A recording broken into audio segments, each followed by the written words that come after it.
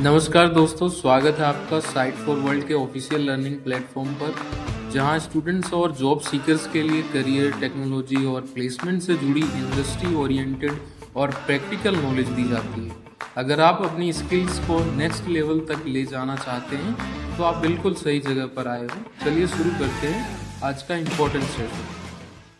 नमस्ते स्टूडेंट्स, आज का टॉपिक है प्लानिंग योर कोड यानी algorithms, flow charts and pseudo code. Ready हो?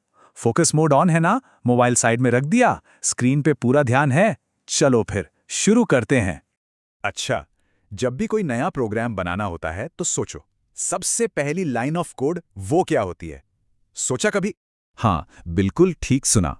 आपकी पहली लाइन कोड होनी ही नहीं चाहिए। ये एक बहुत ही कॉमन मिस्टेक है जो नई डेवलपर्स करते हैं। सीधा कोड एडिटर खोला और टाइप करना शुरू। पता है ये कैसा है?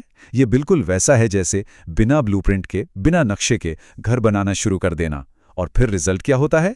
कंफ्यूजन, ढेर सारे एरर्स और टाइम की बर्बादी। तो इसका सोल्यूशन क्या है? सोल्यूशन है प्लानिंग। और प्लानिंग का सबसे पहला और सबसे जरूरी स्टेप है एक एल्गोरिदम। ऐसे सोचो, अगर आपका कोड एक डिश है तो एल्गोरिदम उसकी रेसिपी है। और रेसिपी के बिना कुकिंग शुरू करने का अंजाम तो हम सब जानते हैं। ओके, अब इस डेफिनेशन को देख के डरना नहीं है। सिंपल भाषा में एल्गोरिदम का मतलब है किसी भी प्रॉब्लम को सॉल्व करने के लिए स्टेप बाय स्टेप इंस्ट्रक्शंस। और हाँ, ये इंस्ट्रक्शंस कंप्यूटर की लैंग्वेज में नहीं बल्कि प्लेन सिंपल इंग्लिश में लिखे जाते हैं। इसका मेन गोल पता है क्या है? लॉजिक को बिल्कुल क्रिस्टल क्लियर करना, ताकि जब कोड लिखने बैठे ना तो कोई कंफ्यूजन ही ना हो। लॉजिक क्लियर करना ही सबसे पहला स्टेप है। चलो एक रियल लाइफ एग्जांपल देखते हैं। मान लो चाय बनानी है, तो इसका एल्गोरिदम क्या होगा? सिंपल। स्टेप 1 स्टार्ट, स्टेप 2 पानी उबालो, स्टेप 3 चाय पत्ती डालो, स्टेप 4 दूध और चीनी मिला दो, स्टेप 5 चाय को छान लो एंड स्टेप 6 एंड। देखा कितना सिंपल और लॉजिकल है। हर स्टेप बिल्कुल साफ साफ है। प्रोग्रामिंग में भी हमें प्रॉब्लम को ऐसे ही छोटे छोटे क्लियर स्टेप्स में तोड़ना होता है। ठीक है, आगे बढ़ने से पहले एक क्विक चेक। जो अभी समझाया वो लॉजिक क्लियर हुआ या बस ऐसे ही स्क्रीन पर देख रहे हो? जब तक ये लॉजिक क्लियर ना हो आगे बढ़ने का कोई फायदा नहीं है। सोचो इसके बारे में। ओके, तो अब हमारे पास रेसिपी यानी कि एल्गोरिदम तो आ गया है, लेकिन अब इस रेसिपी को एक विजुअल फॉर्म, एक ब्लूप्रिंट में कैसे बदलें? यहां एंट्री होती है फ्लो चार्ट्स की। फ्लो चार्ट्स आपके कोड का ब्लूप्रिंट होते हैं। तो फ्लो चार्ट बेसिकली एक डायग्राम है जो आपके एल्गोरिदम के फ्लो को विजुअली दिखाता है। इसका सबसे बड़ा फायदा यह है कि कोड लिखने से पहले ही आपको पोटेंशियल प्रॉब्लम्स दिख जाती हैं। लॉजिक में कहाँ गलती हो सकती है या फ्लो कहाँ पर ठीक नहीं लग रहा, ये सब पहले ही क्लियर हो जाता है। इसलिए इस स्टेप पर फोकस करना बहुत जरूरी है।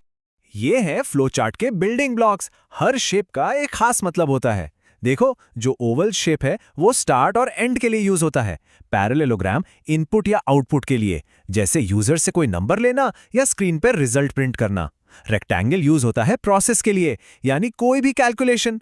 और हाँ, सबसे इंपॉर्टेंट डायमंड शेप, ये डिसीजन लेने के लिए है, जहां कोई यस या नो का सवाल हो।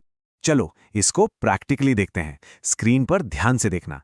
ये एक सर्कल का एरिया निकालने का फ्लो चार्ट है।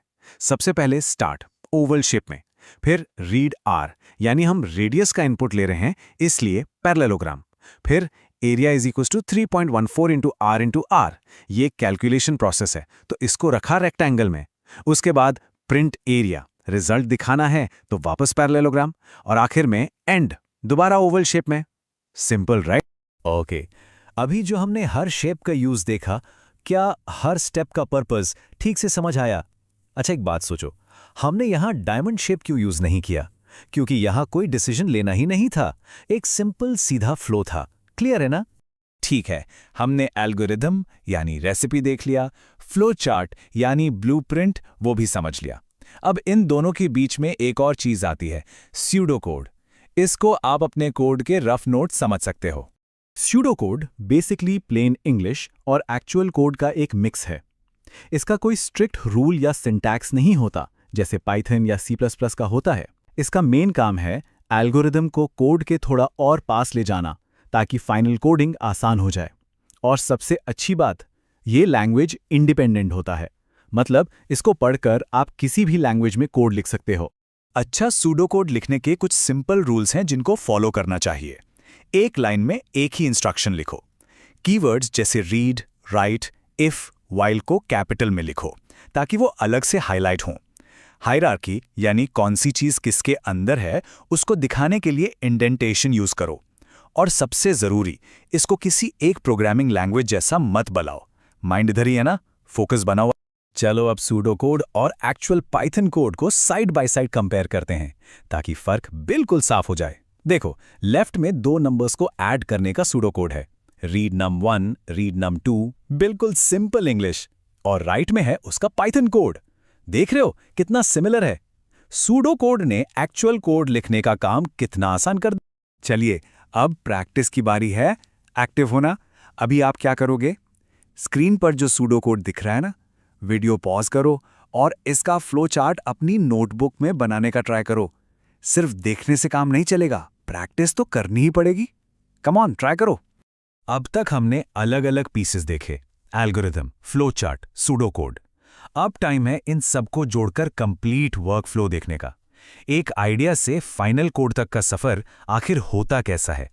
यह है पूरा प्रोसेस स्टेप बाय स्टेप। सबसे पहले एक प्रॉब्लम आती है, फिर उसके लिए एक एल्गोरिदम बनता है, यानी प्लेन इंग्लिश में स्टेप्स।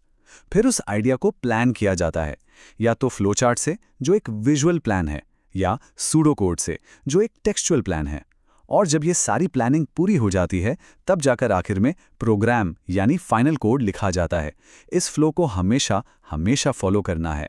एक सीरियस सवाल है, सिर्फ देख रहे हो या समझ भी रहे हो? ये वर्कफ्लो बहुत ज्यादा इंपॉर्टेंट है। सोचो, अगर किसी जॉब इंटरव्यू में आपसे पूछा गया कि आप किसी प्रॉब्लम को कैसे अप्रोच करते हैं, तो क्या ये स्टेप्स बता पाओगे? यही प्रोफेशनल अप्रोच है। चलिए अब कुछ प्रो टिप्स की बात करते हैं।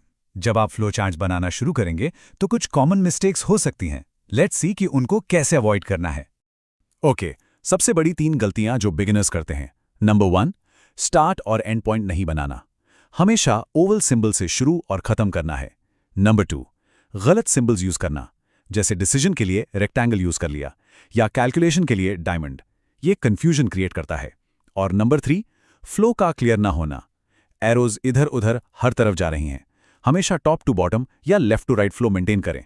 ये छोटी छोटी बातें आपके फ्लो चार्ट को प्रोफेशनल लुक देती। तो चलो इस पूरी चर्चा को समेटते हैं। इस एक लाइन को हमेशा याद रखना, बेहतर कोड का राज टाइप करने से पहले प्लानिंग करना है। कोडिंग एक मैकेनिकल काम है, आपकी असली स्किल प्रॉब्लम सॉल्विंग और प्लानिंग में है। तो आज हमने क्या सीखा? बेसिकली 3 चीजें। एल्गोरिथम आपका स्टेप बाय स्टेप प्लान है, यानी रेसिपी। फ्लो चार्ट उस प्लान का विजुअल मैप है, यानी ब्लूप्रिंट। और सूडो कोड उस प्लान का रिटन ड्राफ्ट है, यानी आपके रफ नोट्स। समझ आया? क्लियर है सब? अब आपका काम है प्रैक्टिस करना। तो अब आपके लिए एक सवाल, कोडिंग शुरू करने से पहले वो पहला प्रॉब्लम कौन सा होगा जिसे आप इन स्टेप से प्लान करोगे? इसके बारे में सोचो, और अगर कोई डाउट है तो कमेंट सेक्शन में जरूर बताना। नेक्स्ट सेशन में हम इन्हीं हमारे चैनल को सब्सक्राइब कीजिए और वीडियो को अपने दोस्तों के साथ शेयर जरूर कीजिए। कमेंट सेक्शन में अपना डाउट या नेक्स्ट टॉपिक लिखना मत भूलिएगा।